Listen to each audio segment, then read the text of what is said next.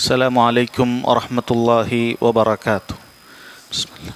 الحمد لله رب العالمين والصلاة والسلام على أشرف الأنبياء والمرسلين نبينا محمد وعلى آله وصحبه أجمعين. أما بعد ബഹുമാന്യരായ സഹോദരങ്ങളെ സഹോദരിമാരെ, അൽ-അർബഊൻ അൻ-നവവിയ്യ എന്ന പേരിൽ പ്രസിദ്ധമായ ഇമാം നവവി റഹ്മത്തുള്ളാഹി അലൈഹിയുടെ 40 ഹദീസുകളാണ് നമ്മൾ കഴിഞ്ഞ ക്ലാസ്സിൽ ആരംഭിച്ചത്. ഇന്ന് നമുക്ക് വായിക്കേണ്ടത് രണ്ടാമത്തെ ഹദീസാണ്.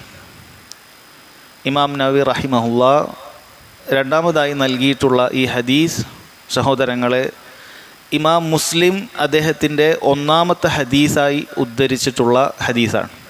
ഇപ്പോൾ കഴിഞ്ഞ ക്ലാസ്സിൽ നമ്മൾ പറഞ്ഞൊരു കാര്യമാണ്, ഇമാം നവവി ഒന്നാമതായി കൊടുത്തിട്ടുള്ള ഇന്നമൽ അഅ്മാലു ബിന്നിയാത്ത് എന്ന ഹദീസ് ഇമാം ബുഖാരിയുടെ സഹീഹുൽ ബുഖാരിയിലെ ഒന്നാമത്തെ ഹദീസാണ് എന്ന് നമ്മൾ പറഞ്ഞിട്ടുണ്ട്. അതുപോലെ ഇമാം മുസ്ലിം അദ്ദേഹത്തിൻ്റെ ഒന്നാമത്തെ ഹദീസായി കൊടുത്ത ഹദീസാണ് അദ്ദേഹം രണ്ടാമത്തെ ഹദീസായി കൊടുത്തിട്ടുള്ളത്.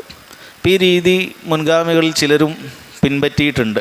ബുഖാരിയിലെയും മുസ്ലിമിലെയും ഒക്കെ ഒന്നാമത്തെ ഹദീസുകൾ അവരുടെ ഹദീസ് ഗ്രന്ഥങ്ങളിൽ കൊടുത്തിട്ട് രചിച്ചത് നമുക്ക് കാണാൻ സാധിക്കുന്നുണ്ട്. വളരെ പ്രധാനപ്പെട്ട 2 ഹദീസുകളാണ് ഈ 2 ഹദീസുകളും. ഒന്നാമത്തെ ഹദീസിൻ്റെ പ്രാധാന്യം നമ്മൾ പറഞ്ഞിട്ടുള്ളതായിരുന്നു. നിയത്തുമായി ബന്ധപ്പെട്ടിട്ടുള്ള ദീനുൽ ഇസ്ലാമിൻ്റെ 3-1 എന്നുവരെ പണ്ഡിതന്മാർ പറഞ്ഞിട്ടുള്ള ഹദീസാണ് എന്ന് നമ്മൾ പറഞ്ഞിട്ടുണ്ട്. അതുപോലെ ഈ ഹദീസിനെ കുറിച്ചിട്ട് രണ്ടാമത്തെ ഈ ഹദീസിന് പേര് പണ്ഡിതന്മാർ പറയാറുള്ളത് ഹദീസു ജിബ്രീൽ എന്നാണ്. ജിബ്രീൽ അലൈഹിസ്സലാത്തു വസ്സലാമിൻ്റെ പേരിലേക്ക് ചേർത്തിയിട്ടാണ് ഈ ഹദീസ് പറയുന്നത്. ഇത് പറയാനുള്ള കാരണം ഇൻഷാ അല്ലാഹ് നമ്മൾ വഴിയെ മനസ്സിലാകുന്നതാണ്. അപ്പോൾ ഈ ഹദീസിനെ കുറിച്ചിട്ട് ഇതിലുള്ള പാഠങ്ങളെല്ലാം അത്രയും വലിയ പാഠങ്ങളായതിനാൽ പണ്ഡിതന്മാരിൽ ചിലർ പറഞ്ഞത് ഈ ഹദീസിനെ ഉമ്മുസുന്ന, സുന്നത്തിൻ്റെ മാതാവ് എന്ന് വിളിക്കപ്പെടാൻ യോഗ്യതയുള്ള ഹദീസാണ് എന്നാണ്. ഇപ്പോൾ സൂറത്തുൽ ഫാത്തിഹയെ ഉമ്മുൽ ഖുർആൻ, ഖുർആനിൻ്റെ മാതാവ് എന്ന് പറയാറുണ്ട്. അറബി ഭാഷയിൽ എന്ന് പറഞ്ഞാൽ എല്ലാം അതിലേക്ക് മടങ്ങുന്ന ഒരു കാര്യത്തിനാണ് എന്ന് പറയുക, ഏറ്റവും പ്രധാനപ്പെട്ടത്. അങ്ങനെയാണ് സൂറത്തുൽ ഫാത്തിഹ. സൂറത്തുൽ ഫാത്തിഹയിലുള്ള ആശയങ്ങൾ മാത്രമാണ് ബാക്കിയുള്ള 113 സൂറത്തിലുമുള്ളത്. മുഴുവൻ സൂറത്തിലും എന്താണ് അടങ്ങിയിട്ടുള്ളത്, അതിൻ്റെ ആകത്തുക സൂറത്തുൽ ഫാത്തിഹയിലുണ്ട്. ഒരാൾക്ക് ഖുർആൻ മുഴുവൻ വായിക്കാൻ സാധിച്ചിട്ടില്ല, എന്താണ് ഖുർആൻ സംസാരിക്കുന്നത്, സൂറത്തുൽ ഫാത്തിഹ വായിച്ചാൽ അവൻ മനസ്സിലാക്കാൻ സാധിക്കുന്നുണ്ട്. അടിമകൾക്ക് ഉടമയുമായിട്ടുള്ള ബന്ധം എങ്ങനെയാണ്, അത് സ്വീകരിച്ച ആളുകൾക്ക് എന്താണ് ലഭിക്കാനുള്ളത്, അത് വഴിതെറ്റിപ്പോയ ആളുകൾക്ക് എന്താണുള്ളത്, ഇതെല്ലാം കൃത്യമായി സഹോദരങ്ങളെ സൂറത്തുൽ ഫാത്തിഹയിൽ വിശദീകരിച്ചിട്ടുണ്ട്. അതുപോലെ ഹദീസുകളിൽ ധാരാളക്കണക്കിന് ആശയങ്ങളും പാഠങ്ങളുമുണ്ട്. ഇസ്ലാമിൻ്റെ ബാഹ്യമായ കർമ്മങ്ങളെക്കുറിച്ചും ആന്തരികമായ കർമ്മങ്ങളെക്കുറിച്ചും അന്ത്യനാളിനെക്കുറിച്ചുമൊക്കെ, അതുപോലെ അല്ലാഹു സുബ്ഹാനഹു വ തആല എങ്ങനെ ഇബാദത്ത് ചെയ്യണം, എങ്ങനെ നമ്മുടെ ഇബാദത്ത് നന്നാക്കാം, ഇങ്ങനെയുള്ള മുഴുവൻ പാഠങ്ങളും ഈ ഒരൊറ്റ ഹദീസിലുണ്ട് എന്നാണ്. അതുകൊണ്ടാണ് ഇതിനെ ഉമ്മുസുന്ന, സുന്നത്തിൻ്റെ മാതാവ് എന്ന് പണ്ഡിതന്മാരിൽ ചിലർ പറഞ്ഞിട്ടുള്ളത്. ഈ ഹദീസ് നമുക്ക് വായിച്ച് കേൾക്കാം. അതിൻ്റെ ഇൻഷാ അല്ലാഹ് പണ്ഡിതന്മാർ നൽകിയിട്ടുള്ള വിശദീകരണങ്ങളും ഒപ്പം നൽകാം. ഈ ഹദീസ് ഉദ്ധരിച്ചിട്ടുള്ളതും ഉമർ റളിയല്ലാഹു അൻഹു തന്നെയാണ്. അതുകൊണ്ട് തന്നെ അൻ ഉമർ റളിയല്ലാഹു അൻഹു ഖാൽ എന്ന് പറഞ്ഞിട്ട് അദ്ദേഹം ആ ഹദീസ് ആരംഭിക്കുന്നത് കാണാൻ സാധിക്കും. ഉമർ റളിയല്ലാഹു അൻഹു പറയുന്നു, ബൈനമാ നഹ്നു ജുലൂസുൻ ഇൻദ റസൂലില്ലാഹി സ്വല്ലല്ലാഹു അലൈഹി വസല്ലം ذات يوم إذ طلع علينا رجل شديد بياض الثياب وشديد سواد الشعر لا يرى عليه أثر السفر ولا يعرفه منا أحد حتى جلس إلى رسول الله صلى الله عليه وسلم فأسند ركبتيه إلى ركبتيه ووضع كفيه على فخذيه. ഇത്രയും ഭാഗം ഇൻഷാ അല്ലാഹ് വായിച്ച് പറഞ്ഞതിന് ശേഷം ഇൻഷാ അല്ലാഹ് ബാക്കി നമുക്ക് പറയാം. ഈ ഹദീസ് സഹോദരങ്ങളെ ഹദീസു ജിബ്രീൽ എന്നാണ് പേര് പറയപ്പെട്ടത് എന്ന് പറഞ്ഞിട്ടുണ്ട്. ഇത് പറയാനുള്ള കാര്യം, ഈ ഹദീസിൽ ജിബ്രീൽ അലൈഹിസ്സലാത്തു വസ്സലാം ഒരു മനുഷ്യൻ്റെ രൂപത്തിലേക്ക് മദീനയിലെ നബി സല്ലല്ലാഹു അലൈഹി വസല്ലമയുടെ മസ്ജിദിലേക്ക് വരികയും അങ്ങനെ ദീനിൻ്റെ വളരെ പ്രധാനപ്പെട്ട കാര്യങ്ങളെക്കുറിച്ച്, ഇസ്ലാം കാര്യങ്ങളെക്കുറിച്ച്, ഈമാൻ കാര്യങ്ങളെക്കുറിച്ച് നബി സല്ലല്ലാഹു അലൈഹി വസല്ലമയോട് ചോദിക്കുകയും അങ്ങനെ ഒപ്പം ഉണ്ടായിരുന്ന സ്വഹാബത്തിന് അത് പഠിപ്പിക്കുകയുമാണ് ചെയ്തത്. അതായത് അദ്ദേഹം ചോദിച്ചത്, ജിബ്രീൽ അലൈഹി സ്വലാത്തു വസ്സലാം ചോദിച്ചത് സഹാബികളെ പഠിപ്പിക്കുന്നതിന് വേണ്ടിയിട്ടാണ്. നബി സല്ലല്ലാഹു അലൈഹി വസല്ലം അത് അവസാനത്തിൽ പറയുന്നുണ്ട്. അപ്പോൾ അദ്ദേഹം അങ്ങനെ ഒരു മനുഷ്യരൂപത്തിൽ വരികയും അങ്ങനെ ഈ കാര്യങ്ങൾ അവിടെ പഠിപ്പിക്കുകയുമാണ് ഉണ്ടായിട്ടുള്ളത്. അപ്പം അതുകൊണ്ടാണ് ഈ ഹദീസിനെ പണ്ഡിതന്മാർ ഹദീസ് ജിബ്രീലിൻ്റെ ഹദീസ് എന്ന് പേര് പറഞ്ഞിട്ടുള്ളത്.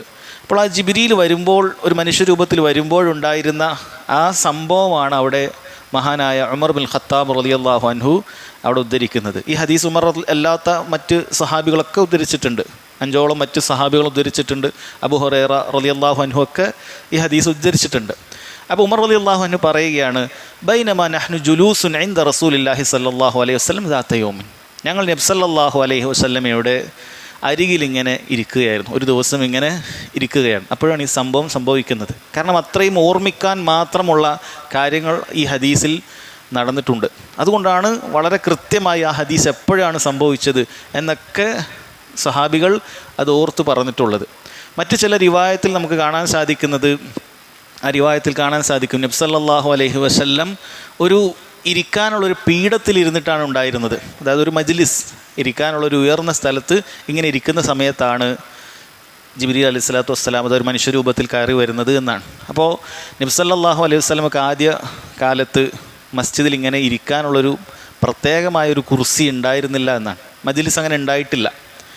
അതുകൊണ്ട് തന്നെ സഹാബികൾ പറയാറുണ്ട്, പുറത്തു നിന്ന് നബി സല്ലല്ലാഹു അലൈഹി വസല്ലമയെ കാണുന്നതിന് വേണ്ടിയിട്ട്, ദീൻ പഠിക്കാൻ വേണ്ടി, ഇസ്ലാം സ്വീകരിക്കാനൊക്കെ ആളുകൾ വരുന്ന സമയത്ത്, പുറത്തുനിന്ന് ആളുകൾ വരുമ്പോൾ അവർക്ക് നബി സല്ലല്ലാഹു അലൈഹി വസല്ലമയെ മനസ്സിലാകുമായിരുന്നില്ല. കാരണം ബാക്കിയുള്ള സഹാബികളോടൊപ്പം തന്നെ ഇങ്ങനെ ഇരിക്കുമായിരുന്നു. അത് സഹാബത്തിന് ചെറിയ വിഷമം ഉണ്ടാക്കി. കാരണം നബി സല്ലല്ലാഹു അലൈഹി വസല്ലം ബാക്കിയുള്ള ആളുകളെ പോലെയല്ല, ഷറഫുള്ള ആളാണ്, അദ്ദേഹത്തെ തിരിച്ചറിയപ്പെടണം. അതുകൊണ്ട് സഹാബികളിൽ ചിലർ അഭിപ്രായം പറഞ്ഞു, റസൂലെ, ഞങ്ങൾ അങ്ങേക്കൊരു മജ്ലിസ് ഉണ്ടാക്കി തരാം, ഇരിക്കാനുള്ള ഒരു പീഠമുണ്ടാക്കി തരാം. അങ്ങനെ നബി സല്ലല്ലാഹു അലൈഹി വസല്ലമക്ക് വേണ്ടി സഹാബികൾ കളിമണ്ണ് കൊണ്ട് ആ മസ്ജിദിലൊരു ഇരിക്കാനുള്ളൊരു കുർസി ഉണ്ടാക്കി എന്നാണ്. അപ്പോൾ അതിന്മേൽ ഇങ്ങനെ ഇരിക്കുമ്പോഴാണ് നബി സല്ലല്ലാഹു അലൈഹി വസല്ലം വന്നത് എന്ന് ചില റിവായത്തിൽ, ജിബ്രീൽ അലൈഹി സ്വലാത്തു വസ്സലാം വന്നത് എന്ന് ചില റിവായത്തിൽ വന്നിട്ടുണ്ട്. അപ്പം അതിൽ നിന്നും പണ്ഡിതന്മാർ പാഠങ്ങൾ പറഞ്ഞിട്ടുണ്ട്.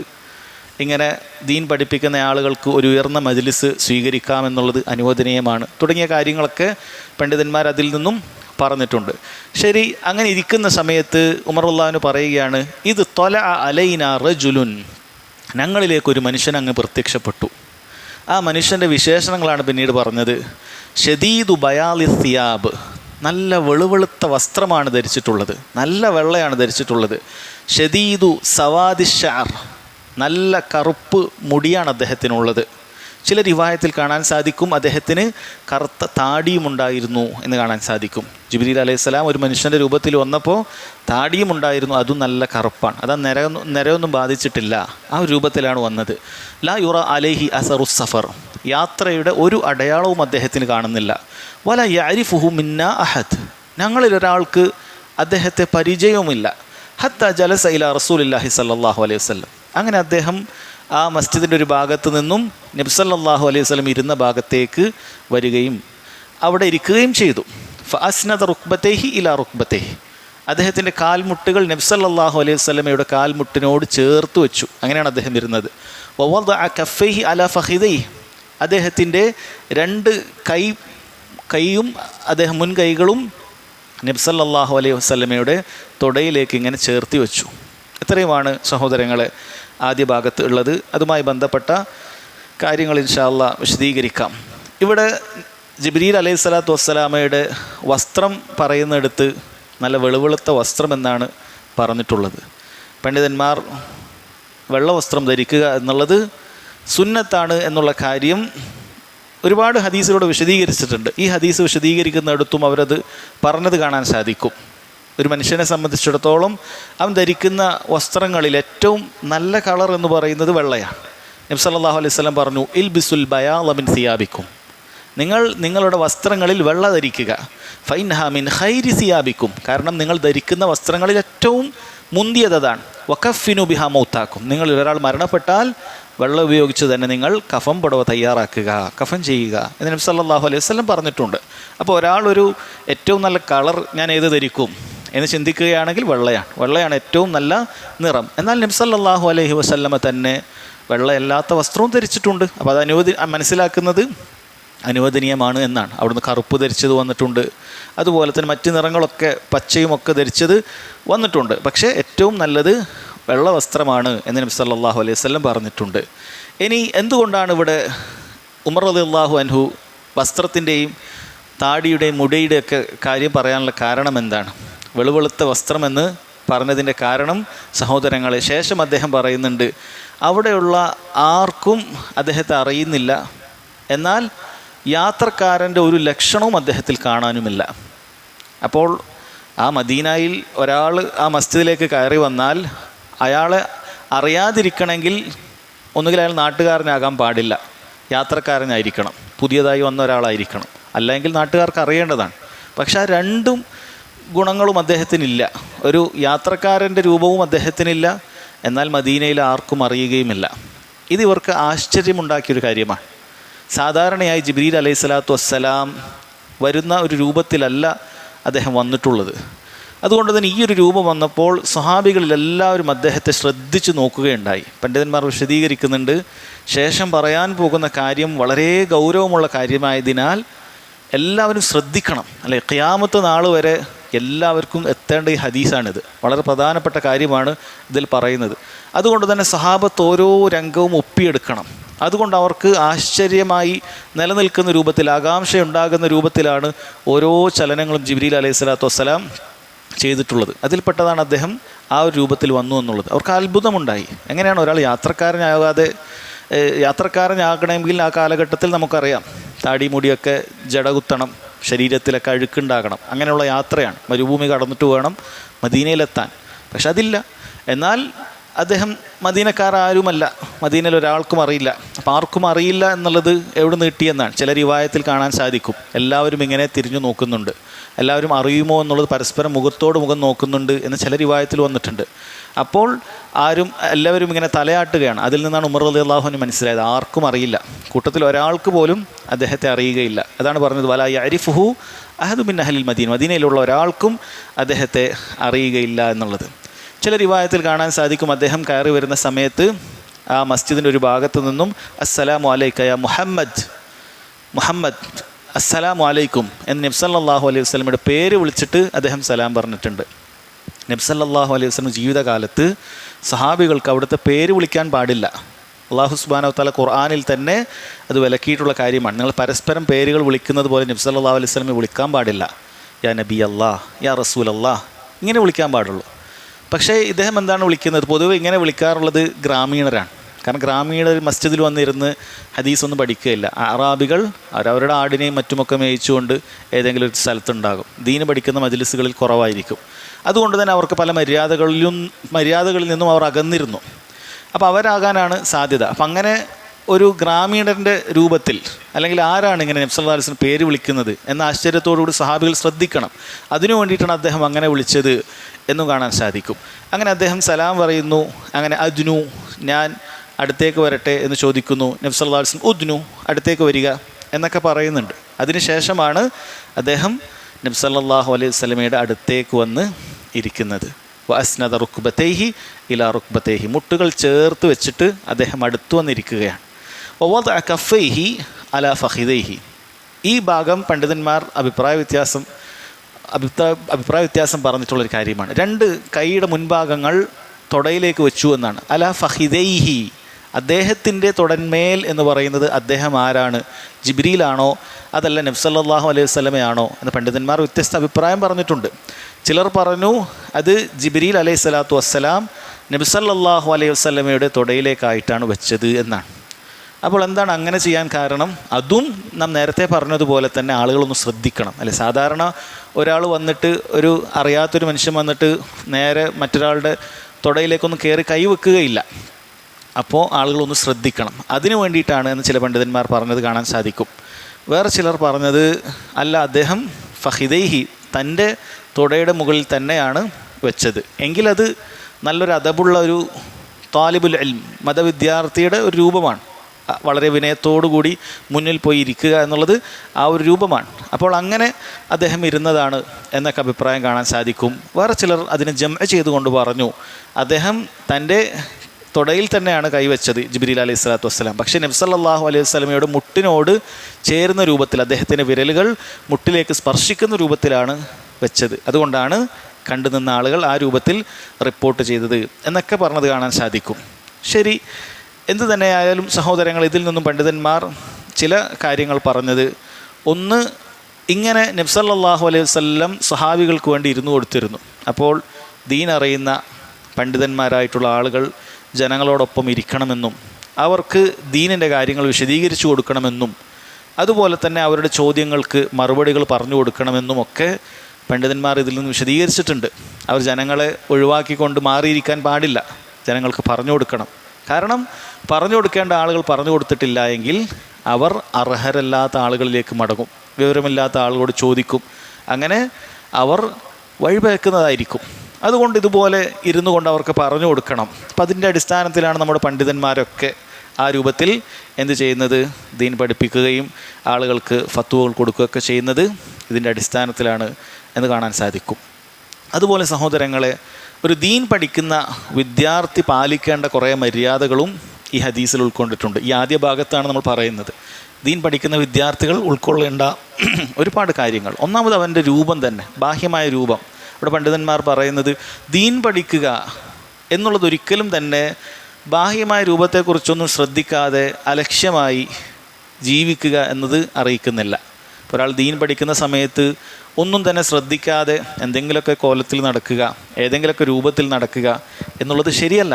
മറിച്ച് ജിബ്രീൽ അലൈഹി സ്വലാത്തു വസ്സലാം വരുമ്പോൾ അങ്ങനെ നല്ല രൂപത്തിലാണ് വന്നത്, നല്ല വസ്ത്രത്തിലാണ് വന്നത്. അപ്പോൾ ആ രൂപത്തിൽ തന്നെ തൻ്റെ വസ്ത്രവും മുടിയും ഒക്കെ നല്ല വൃത്തിയിൽ സൂക്ഷിക്കുക, അങ്ങനെ വൃത്തിയിൽ നടക്കുക എന്നുള്ളത് അത് ദീൻ പഠിപ്പിക്കുന്ന, ദീൻ പ്രോത്സാഹിപ്പിച്ചിട്ടുള്ള കാര്യമാണ്. അപ്പോൾ ദീൻ പഠിക്കുന്ന ആളുകൾ അങ്ങനെയുള്ള കാര്യങ്ങൾ ശ്രദ്ധിക്കണം.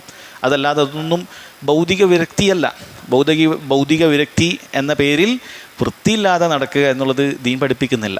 ദീൻ പഠിപ്പിക്കുന്നത് നല്ല വൃത്തിയോടുകൂടി രൂപത്തിൽ അടുക്കും ചിട്ടയോടുകൂടി ജീവിക്കുക എന്നുള്ളതാണ്. ഒരു താലിബുൽ ഇൽം, ദീൻ പഠിക്കുന്ന ആളുകൾ ആ രൂപത്തിൽ ശ്രദ്ധിക്കണമെന്നുള്ളതാണ്. രണ്ടാമത്തത് സഹോദരങ്ങളെ, ദീൻ പഠിക്കുന്ന ആളുകൾ പണ്ഡിതന്മാരോട് അടുത്തിരിക്കുക, എല്ലാ നിലക്കും അടുത്തിരിക്കുക, തൊട്ടടുത്തിരിക്കുക എന്നുള്ളത് നന്നായിട്ട് കേൾക്കാനും മനസ്സിലാക്കാനും ഒക്കെ സാധിക്കുന്ന കാര്യമാണ്. അപ്പോൾ ദീൻ പഠിക്കുന്ന മജ്ലിസിലായാലും ഏത് മജ്ലിസിലായാലും സാധിക്കുന്ന അത്ര നമ്മൾ അടുത്തിരിക്കണം, കേൾക്കാൻ പാകത്തിൽ. വളരെ ദൂരെ പോയി ഇരുന്നു കൊണ്ട് കേൾക്കാതെ എന്തെങ്കിലുമൊക്കെ അവിടെ നടന്നുകൊള്ളട്ടെ എന്ന രൂപത്തിലല്ല, മറിച്ച് ശ്രദ്ധിച്ച് കേൾക്കണം. ഇതിൽ പാഠമുണ്ട് എന്നാണ്. അതുപോലെ തന്നെ ജിബ്രീൽ അലൈഹി സ്വലാത്തു വസ്സലാം നോക്കൂ, അദ്ദേഹം നേരെ മുന്നിൽ വന്നിരുന്ന് പിന്നീട് അദ്ദേഹം വലത്തും ഇടത്തും ഒന്നും തിരിയുന്നില്ല. നബി സല്ലല്ലാഹു അലൈഹി വസല്ലമയെ നോക്കിക്കൊണ്ട് അവിടുന്ന് പറയുന്ന കാര്യങ്ങൾ അവിടുന്ന് ഒപ്പിയെടുക്കുകയാണ്. തമാശയില്ല, ചിരികളില്ല, അല്ലേ? ദീൻ്റെ മജ്ലിസ് നമ്മൾ പാലിക്കേണ്ട കാര്യമാണ്. സുബ്ഹാനല്ലാഹ്, ചില ആളുകൾ വളരെ ഗൗരവത്തിൽ അങ്ങനെയുള്ള ശ്രദ്ധിക്കേണ്ട കാര്യങ്ങൾ ഏറ്റവും ഗൗരവമുള്ള കാര്യമാണല്ലോ ജുമാ ഖുതുബ. അപ്പം അങ്ങനെയുള്ള സന്ദർഭത്തിൽ പോലും പരസ്പരം ചിരിക്കുകയും മൊബൈലിൽ നോക്കുകയും അങ്ങോട്ടും ഇങ്ങോട്ടൊക്കെ സംസാരിക്കുകയൊക്കെ ചെയ്യുന്നത് കാണാൻ സാധിക്കും. പലപ്പോഴും കുട്ടികളൊക്കെ ചെയ്യാറുണ്ട്. നമ്മൾ പറഞ്ഞു കൊടുക്കേണ്ടതാണ്. നമ്മളൊക്കെ വീട്ടിൽ കുട്ടികളുണ്ട് എങ്കിൽ നമ്മൾ പറഞ്ഞു കൊടുക്കേണ്ട കാര്യമാണ്. ഇങ്ങനെ പോയി കഴിഞ്ഞാൽ നമ്മൾ ശ്രദ്ധിച്ച് പറയുന്നത് കേട്ട് നിൽക്കണം. നമ്മൾ അങ്ങോട്ടും ഇങ്ങോട്ടും ചിരിക്കാനോ അല്ലെങ്കിൽ നോട്ടങ്ങൾ അങ്ങോട്ടും ഇങ്ങോട്ടും പായിക്കാനോ ഉള്ള സമയമല്ല എന്ന കാര്യം സഹോദരങ്ങളെ മനസ്സിലാക്കണം. അതുപോലെ തന്നെ ഈ ഭാഗത്തുനിന്ന് പണ്ഡിതന്മാർ പറഞ്ഞിട്ടുള്ള മറ്റൊരു പാഠമാണ് അള്ളാഹു സുബ്ഹാനഹു വ തആലയുടെ അപാരമായ ഖുദ്റത്ത് നമുക്ക് മനസ്സിലാക്കാൻ സാധിക്കും. കാരണം മലക്കുകൾ എന്ന് പറഞ്ഞു കഴിഞ്ഞാൽ അവരുടെ രൂപം ഇങ്ങനെയല്ല. മലക്കുകളുടെ രൂപം വലിയ രൂപമാണ്. ജിബ്രീൽ അലൈഹി സ്വലാത്തു വസ്സലാമെ നബി സല്ലല്ലാഹു അലൈഹി വസല്ലം 2 പ്രാവശ്യം നേരിട്ട് തന്നെ കണ്ടിട്ടുണ്ട്. ജിബ്രീൽ അലൈഹി സ്വലാത്തു വസ്സലാമിൻ്റെ ശരിയായ രൂപത്തിൽ. അദ്ദേഹത്തിന് 600 ചിറകുകളുണ്ട് എന്നാണ്. 600 ചിറകുകളുണ്ട് ജിബ്രീൽ അലൈഹി സ്വലാത്തു വസ്സലാമിന്.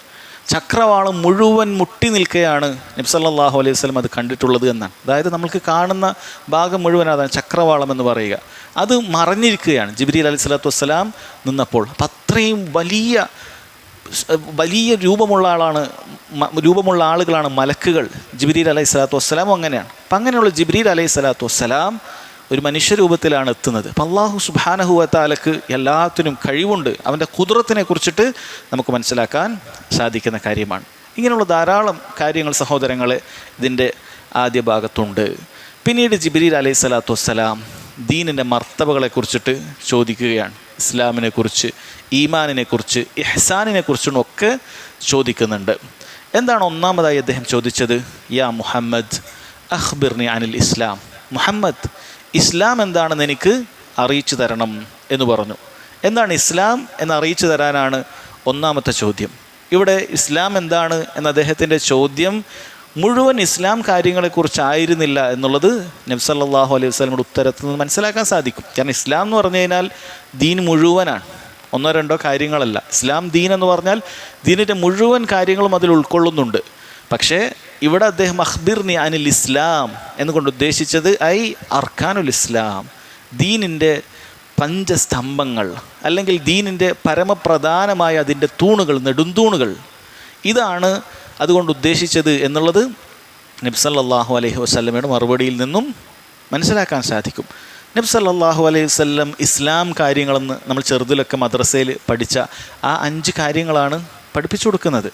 ഈ ഹദീസിൽ നിന്നാണ് സഹോദരങ്ങളെ നമ്മളൊക്കെ ചെറുതിൽ തന്നെ ഇസ്ലാം കാര്യങ്ങൾ 5 ആകുന്നു, ഈമാൻ കാര്യങ്ങൾ 6 ആകുന്നു എന്നൊക്കെ നമ്മൾ പഠിച്ചത് ഈ പ്രധാനപ്പെട്ട ഹദീസിനെ ആസ്പദമാക്കിയിട്ടാണ്. അപ്പോൾ ഈ ഹദീസിൽ നബി സല്ലല്ലാഹു അലൈഹി വസല്ലം 5 കാര്യങ്ങൾ പറഞ്ഞു കൊടുക്കുകയാണ്. എന്താണ് ഒന്നാമതായി പറഞ്ഞത്? ഫഖാല സല്ലല്ലാഹു അലൈഹി വസല്ലം അൻ തശ്ഹദ അല്ലാ ഇലാഹ ഇല്ലല്ലാഹ് വ അന്ന മുഹമ്മദൻ റസൂലുള്ളാഹ്. അൽ ഇസ്ലാം അൻ തശ്ഹദ അല്ലാ ഇലാഹ ഇല്ലല്ലാഹ് വ അന്ന മുഹമ്മദൻ റസൂലുള്ളാഹ്. അതിൻ്റെ ഒന്നാമത്തെ കാര്യം, റുക്നുൽ അവൽ, ഒന്നാമത്തെ നെടുന്തൂണ് എന്ന് പറയുന്നത് ലാ ഇലാഹ ഇല്ലല്ലാഹ് മുഹമ്മദുൻ റസൂലുള്ളാഹ് എന്ന ഷഹാദത്ത് ഒരാൾ അംഗീകരിക്കുക എന്നാണ്. ഇത് പറയാതെ, ഇത് അംഗീകരിക്കാതെ ഒരാൾക്ക് ഇസ്ലാമിൻ്റെ വൃത്തത്തിലേക്ക് പ്രവേശിക്കാൻ തന്നെ സാധിക്കുകയില്ല. എന്താണ് ചെയ്യേണ്ടത്? ലാ ഇലാഹ ഇല്ലല്ലാഹ് മുഹമ്മദ് റസൂലുള്ളാഹ് എന്ന് കേവലം നാവ് കൊണ്ട് പറയുക എന്നതാണോ ഷഹാദത്ത് കൊണ്ട് ഉദ്ദേശിക്കുന്നത്? അല്ല. ഷഹാദത്ത് എന്ന് പറയുന്ന വാക്ക് സഹോദരങ്ങളെ, അത് 3 കാര്യങ്ങൾ ശ്രദ്ധിക്കേണ്ടതുണ്ട്. ഒന്നാമതായി, അത് പറയുന്നതിനു മുമ്പ് അവൻ്റെ ഹൃദയത്തിൽ ആ വിശ്വാസം ഉണ്ടായിരിക്കേണ്ടതുണ്ട്. ഹൃദയത്തിൽ വിശ്വാസം വേണം. ഞാൻ പറയുന്നത് 2 കാര്യമാണല്ലോ, ലാ ഇലാഹ ഇല്ലല്ലാഹ് മുഹമ്മദ് റസൂലുള്ളാഹ്. ഈ കാര്യം എന്താണെന്ന് അറിയണം. ഇതറിയാത്തൊരുവൻ എങ്ങനെയാണ് വിശ്വാസം ഉണ്ടാവുക? ഞാൻ ലാ ഇലാഹ ഇല്ലല്ലാഹ് എന്ന് പറയുന്നത് എന്താണ്? ഇതറിയേണ്ടതുണ്ട്. മുഹമ്മദ് റസൂലുള്ളാഹ് എന്ന് പറഞ്ഞാൽ എന്താണ്? ഇതറിയേണ്ടതുണ്ട്. ഇത് ഹൃദയത്തിൽ അവൻ അറിയണം. ഹൃദയത്തിൽ അറിഞ്ഞ്, ഹൃദയം കൊണ്ട് അംഗീകരിച്ച്, അത് നാവ് കൊണ്ട് അവൻ പ്രഖ്യാപിക്കണം. നാവ് കൊണ്ട് പ്രഖ്യാപിക്കണം. മൂന്നാമത്തെ കാര്യം, അതവൻ്റെ തൗഹീദ് കൊണ്ട് അവൻ സത്യപ്പെടുത്തുകയും വേണം. അതിനെ പൊളിച്ചു കളയുന്ന കാര്യങ്ങൾ അവൻ്റെ ജീവിതത്തിൽ ഉണ്ടാകാൻ പാടില്ല. അപ്പോഴാണ് അവൻ ഷഹാദത്തുള്ളവനായി മാറുന്നത്. ഈ 3 കാര്യങ്ങൾ സഹോദരങ്ങൾ ഉണ്ടായിരിക്കേണ്ടതുണ്ട്.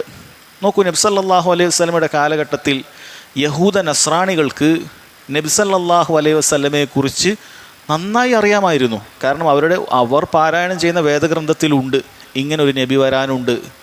ചില ഗ്രന്ഥങ്ങളിൽ ആ നബിയുടെ പേര് തന്നെ പരാമർശിച്ചിട്ടുണ്ട്. അതുകൊണ്ട് യഹൂദരെ കുറിച്ചിട്ട് അള്ളാഹു സുബ്ഹാനഹു വ തആല പറഞ്ഞില്ലേ, അവർക്ക് അവരുടെ മക്കളെ അറിയുന്നത് പോലെ അറിയാമെന്നാണ് അള്ളാഹു തആല പറഞ്ഞത്. വെറുതെ അറിയാമെന്നല്ല, സ്വന്തം മക്കളെ എങ്ങനെ അറിയാം അതുപോലെ അവർക്ക് മുഹമ്മദ് സല്ലല്ലാഹു അലൈഹി വസല്ലമയെ അറിയാം, മദീനയിലൊക്കെ ഉണ്ടായിരുന്ന യഹൂദികളെ സംബന്ധിച്ചിടത്തോളം. അതുകൊണ്ട് ഇസ്ലാം ശരിയാണെന്നുള്ള കാര്യവും അവർക്കറിയാം. ഇസ്ലാം ശരിയാണെന്നുള്ള കാര്യവും അവർക്കറിയാം. അത് ഹൃദയം കൊണ്ടറിയാം. പക്ഷേ അവരുടെ കിബർ കാരണത്താൽ, അഹങ്കാരം കാരണത്താൽ അവർക്കത് നാവ് കൊണ്ട് പ്രഖ്യാപിക്കാൻ സാധിച്ചിട്ടില്ല. അതുകൊണ്ട് മനസ്സുകൊണ്ട് അറിഞ്ഞതുകൊണ്ട് ഒരാൾ മുസ്ലിം ആവുകയില്ല. ഷഹാദത്ത് അതിൽപ്പെടുന്നില്ല. ഒരാൾക്കറിയാം ഇസ്ലാം ശരിയാണ് എന്നൊക്കെ ഒരാൾക്കറിയാം, പക്ഷെ നാവ് കൊണ്ട് പറയുന്നില്ലെങ്കിലോ അതുകൊണ്ട് യാതൊരു ഉപകാരവും അവനുണ്ടാവുകയില്ല. അബൂ താലിബിൻ്റെ അവസ്ഥ എന്താണ് സഹോദരങ്ങളെ? അബൂ താലിബ് നബി സല്ലല്ലാഹു അലൈഹി വസല്ലമയുടെ ഉപ്പയുടെ സഹോദരനാണ്. ഈ ദീൻ ശരിയാണെന്ന് അദ്ദേഹത്തിന് അറിയാം. അദ്ദേഹം എഴുതിയ കവിത ഇന്നും നിലനിൽക്കുന്നുണ്ട്. ഇന്നും അത് ആളുകളെടുത്ത് വായിക്കുന്ന, പഠിക്കുന്ന കവിതയാണത്. അതിൽ അദ്ദേഹം കൃത്യമായി ദീനുൽ ഇസ്ലാം ശരിയായ മതമാണ് എന്ന് അദ്ദേഹം എഴുതിയിട്ടുണ്ട്. അദ്ദേഹത്തിന് അത് അറിയാമായിരുന്നു. നബി സല്ലല്ലാഹു അലൈഹി വസല്ലം ഏറ്റവും നന്നായി സഹായിച്ചിരുന്നു. അങ്ങനെ മനസ്സുകൊണ്ട് അദ്ദേഹത്തിന് ഇസ്ലാമാണ് ശരി എന്നറിയാം. പക്ഷേ അദ്ദേഹം നാവ് കൊണ്ടത് പ്രഖ്യാപിച്ചിട്ടില്ല. നാവ് കൊണ്ട് പ്രഖ്യാപിക്കാൻ, അങ്ങനെ മുസ്ലിം ആവാൻ, ഷഹാദത്തെടുക്കാൻ അദ്ദേഹം തയ്യാറായിട്ടില്ല. അതുകൊണ്ട് അദ്ദേഹം മുസ്ലിമല്ല. നബി സല്ലല്ലാഹു അലൈഹി വസല്ലം പറഞ്ഞത് അദ്ദേഹം നരകത്തിലാണ് എന്നാണ്. ശാശ്വതവാസിയാണ്, അതിൽ നിന്നും പുറത്തു കിടക്കുകയില്ല. കാരണം അദ്ദേഹം മുസ്ലിം ആയിട്ടില്ല. അപ്പം നാവ് കൊണ്ട് പറയുക തന്നെ വേണം. അത് അംഗീകരിച്ച് നാവ് കൊണ്ട് പറയണം. എന്നാലാണ് മുസ്ലിം ആവാൻ സാധിക്കുകയുള്ളൂ. ഇനി സഹോദരങ്ങളെ, ചില ആളുകൾ നാവ് കൊണ്ട് പറയുന്നവരുണ്ട്. പിന്നെ നബി സല്ലല്ലാഹു അലൈഹി വസല്ലമയുടെ കാലഘട്ടത്തിൽ തന്നെ, പ്രത്യേകിച്ചും ബദർ യുദ്ധത്തിന് ശേഷം മദീന കാലഘട്ടത്തിൽ ഇസ്ലാമിന് ശക്തി വന്നപ്പോൾ ഒരുപാട് ആളുകൾ ഇസ്ലാമിലേക്കുള്ള ഒഴുക്ക് തുടങ്ങി. ആദ്യ കാലഘട്ടത്തിൽ സത്യസന്ധരായ ആളുകൾ മാത്രമേ ഉണ്ടായിരുന്നുള്ളൂ. പക്ഷേ ബദർ യുദ്ധം കഴിഞ്ഞ് മുസ്ലിമീങ്ങൾക്ക് വലിയ ശക്തിയായപ്പോൾ, മുസ്ലിമീങ്ങൾ വിജയിച്ചടക്കുമെന്ന് തോന്നിയപ്പോൾ, ഇനി മുസ്ലിമീങ്ങളുടെ കൂടെ നിന്നാലേ രക്ഷയുള്ളൂ എന്ന് മനസ്സിലാക്കിയ ഒരുപാട് മുനാഫിക്കുകൾ നബി സല്ലല്ലാഹു അലൈഹി വസല്ലമയോടൊപ്പം ഞങ്ങളും മുസ്ലിങ്ങളാണ് എന്ന് പറഞ്ഞിട്ട് ഒപ്പം കൂടാൻ തുടങ്ങി. അങ്ങനെ അവർ നാവ് കൊണ്ട് പറഞ്ഞു ഞങ്ങൾ മുസ്ലിമീങ്ങളാണ്. നിസ്കരിക്കാൻ അവരുണ്ട്, നോമ്പെടുക്കാനുണ്ട്, എല്ലാത്തിനുമുണ്ട്. ഹൃദയത്തിൽ യാതൊരു വിശ്വാസം അവർക്കില്ല. വെറുതെ ഇസ്ലാമിൻ്റെ കൂടെ കൂടിയ ആളുകളാണ്. അവർ കുഫാറുകളാണ്, നരകത്തിൻ്റെ അടിത്തട്ടിലാണ് മുനാഫിക്കുകൾ. അപ്പോൾ നാവ് കൊണ്ടും പറഞ്ഞിട്ട് കാര്യമില്ല. അപ്പം നാവ് കൊണ്ട് പറഞ്ഞാൽ നമ്മൾ മുസ്ലിം ആവുമെങ്കിൽ നബി സല്ലല്ലാഹു അലൈഹി വസല്ലമയുടെ കാലഘട്ടത്തിലുള്ള മുനാഫിക്കുകൾ അതിൽ ആദ്യത്തെ ലിസ്റ്റിൽ വേണം, അല്ലേ?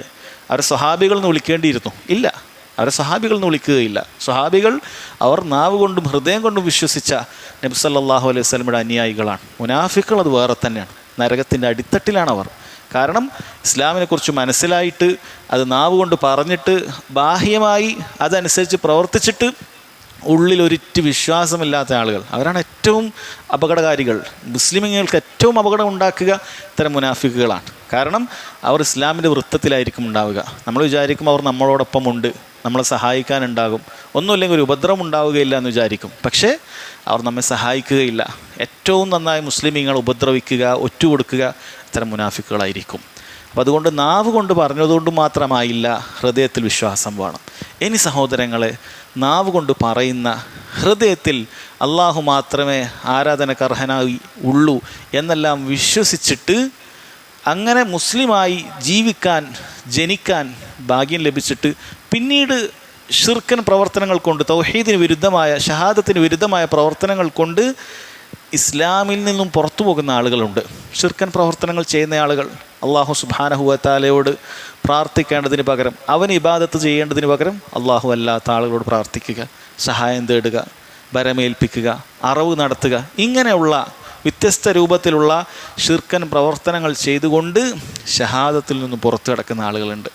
അപ്പം ഇതെല്ലാം ഒരുമിപ്പിക്കണം. 3 കാര്യങ്ങൾ ഒരുമിപ്പിക്കണം. ഒരാൾ ഷഹാദത്തോടുകൂടി മുസ്ലിമായി അള്ളാഹുവിൻ്റെ അടുക്കൽ പരിഗണിക്കപ്പെടണമെങ്കിൽ 3 കാര്യങ്ങൾ വേണം.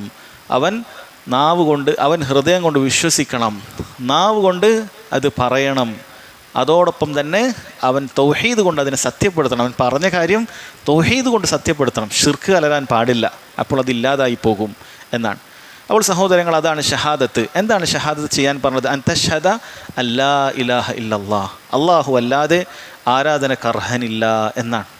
ലാ ഇലാഹ ഇല്ലല്ലാ എന്നതിൻ്റെ അർത്ഥം അറിയാതെ ഒരാൾക്ക് ഈ ഷഹാദത്ത് ശരിയാവുകയില്ല. ലാ ഇലാഹ ഇല്ലല്ലാ എന്താണെന്ന് അവൻ കൃത്യമായി മനസ്സിലാക്കേണ്ടതുണ്ട്. അതിൽ ഒന്നാമതായി മനസ്സിലാക്കേണ്ടത് ഇലാഹ് എന്ന് പറയുന്ന പദം അതുകൊണ്ട് ഉദ്ദേശിക്കുന്നത് മഅ്ലൂഹ് എന്നാണ്, മഅബൂദ് എന്നാണ്, ആരാധിക്കപ്പെടുന്നവൻ എന്നാണ് അതിൻ്റെ അർത്ഥം.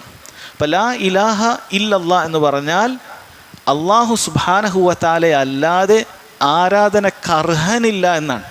അള്ളാഹു അല്ലാതെ ആരാധ്യനില്ല എന്നല്ല. അത് രണ്ടും തമ്മിൽ, ആകാശവും ഭൂമിയും തമ്മിലുള്ളതിനേക്കാൾ വലിയ വ്യത്യാസമുണ്ട്.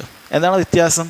കാരണം അള്ളാഹു അല്ലാതെ ആരാധ്യനില്ല എന്ന് പറഞ്ഞാൽ അതൊന്ന് ആരാധിക്കപ്പെടുന്നതെല്ലാം അള്ളാഹുവാണ് എന്നുള്ള അർത്ഥമാണ് വരിക. അദ്വൈതവാദം, സൂഫികളുടെ അദ്വൈതവാദം. ആരാധിക്കപ്പെടുന്നതെല്ലാം അള്ളാഹുവാണ്, എല്ലാം അള്ളാഹുവാണ്, അള്ളാഹുവിൻ്റെ അംശമില്ലാത്ത ഒന്നും തന്നെ ഇല്ല, തൂണിലും തുരുമ്പിലുമൊക്കെ ദൈവമുണ്ട് എന്ന് വിശ്വസിക്കുന്ന അദ്വൈത സിദ്ധാന്തത്തിൽ നിന്നാണ് സൂഫികൾക്ക് ആ വിശ്വാസം ഉണ്ടായിട്ടുള്ളത്. രണ്ടാമത്തെ കാര്യം വാഖിഅനെതിരാണ്, സംഭവിക്കുന്ന കാര്യങ്ങൾക്കെതിരാണ്. കാരണം ഒരുപാട് വസ്തുക്കൾ ആരാധിക്കപ്പെടുന്നുണ്ട്, വിഗ്രഹങ്ങൾ ആരാധിക്കപ്പെടുന്നുണ്ട്, ഖബറിലുള്ള ആളുകൾ ആരാധിക്കപ്പെടുന്നുണ്ട്, എന്തിനേറെ കല്ലും മണ്ണും ആരാധിക്കപ്പെടുന്നുണ്ട്, പാമ്പും എലിയും ആരാധിക്കപ്പെടുന്നുണ്ട്, നമ്മളെക്കാൾ ദുർബലരായ ആളുകൾ ആരാധിക്കപ്പെടുന്നുണ്ട്.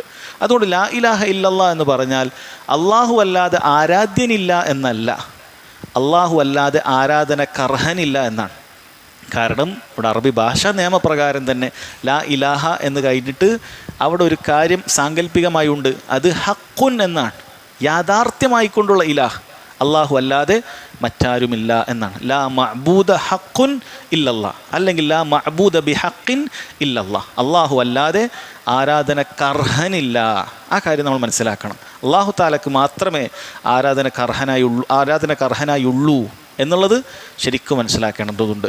ചില റിവായത്തിൽ അത് വ്യക്തമായി ലാ ഇലാഹ ഇല്ലല്ലയുടെ അർത്ഥം തന്നെ വന്നിട്ടുണ്ട്. ഒന്നാമത്തെ കാര്യമായി, ഇസ്ലാമിൻ്റെ ഒന്നാമത്തെ കാര്യമായി നബി സല്ലല്ലാഹു അലൈഹി വസല്ലം പറഞ്ഞത് അൻ തഅബുദല്ലാഹ് വലാ തുശ്രികു ബിഹി ഷൈആ എന്ന് തന്നെയാണ് വന്നിട്ടുള്ളത്. ഷഹാദത്തു അല്ലാ ഇലാഹ ഇല്ലല്ലാഹ് വ അന്ന മുഹമ്മദ് റസൂലുള്ളാഹ്, അതിൽ ലാ ഇലാഹ ഇല്ലല്ലയെ നബി സല്ലല്ലാഹു അലൈഹി വസല്ലം വിശദീകരിച്ചിട്ട് തന്നെ ചില ഹദീസ് ജിബ്രീൽ വന്നിട്ടുണ്ട്. അൻ തഅബുദല്ലാഹ് വലാ തുശ്രികു ബിഹി ഷൈആ, നീ അള്ളാഹുവിനെ മാത്രം ഇബാദത്ത് ചെയ്യുക, അവനിൽ ഒന്നിനെയും പങ്കു ചേർക്കാൻ പാടില്ല എന്ന് തന്നെ നബി സല്ലല്ലാഹു അലൈഹി വസല്ലം പറഞ്ഞിട്ടുണ്ട്. അതുകൊണ്ട് ഇബാദത്താകുന്ന ഏത് കാര്യവും സഹോദരങ്ങളെ അത് അള്ളാഹു സുബ്ഹാനഹു വ തആലക്ക് നൽകുക എങ്കിൽ അത് തൗഹീദാണ്. അള്ളാഹു അല്ലാത്ത ആളുകൾക്ക് നൽകിയാലോ ഷിർക്കാണ്. അത്രയും എളുപ്പമുള്ള കാര്യമാണ് തൗഹീദും ഷിർക്കും. ഒരു കാര്യം, ചെയ്യുന്നൊരു പ്രവൃത്തി അത് ഇബാദത്താണോ അല്ലേ എന്നുള്ളതാണ് നമുക്ക് ആദ്യം അറിയേണ്ടത്. അത് ഇബാദത്താണോ എങ്കിൽ അള്ളാഹു സുബ്ഹാനഹു വ തആലക്ക് നൽകിയാൽ അത് തൗഹീദാണ്, അതല്ലാത്തവർക്ക് നൽകിയാൽ അത് ഷിർക്കാണ്. കാരണം ഇബാദത്തുകൾ മുഴുവനും അള്ളാഹു തആലക്ക് മാത്രമേ നൽകാൻ പാടുള്ളൂ. നമ്മളത് പ്രഖ്യാപിക്കുന്ന കാര്യമാണ്. ഇയ്യാക നഅ്ബുദു, ഇയ്യാക നഅ്ബുദു, അള്ളാഹുവെ നിന്നെ മാത്രം ഞങ്ങൾ ഇബാദത്ത് ചെയ്യുന്നു, ഇബാദത്തുകൾ മുഴുവനും നിനക്ക് മാത്രമാണ് എന്ന് നമ്മളെപ്പോഴും പറഞ്ഞുകൊണ്ടിരിക്കുകയാണ്. ഇയ്യാക നഅ്ബുദു, നിനക്ക് മാത്രമാണ് റബ്ബെ ഇബാദത്തുകൾ. അപ്പോൾ ഒരു കാര്യം ഇബാദത്താണോ അത് റബ്ബിന് മാത്രം. അതുകൊണ്ട് തന്നെ ബാലിശമായ വാദങ്ങൾക്കൊന്നും അവിടെ പ്രസക്തിയില്ല.